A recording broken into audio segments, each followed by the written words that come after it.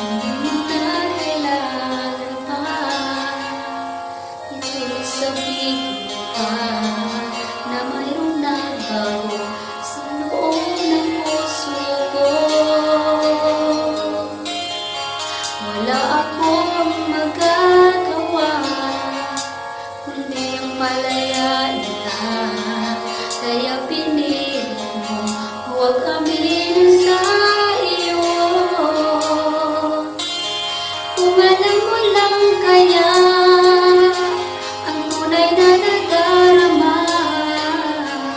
na naisin mo pa bang lumayo sa piling ko?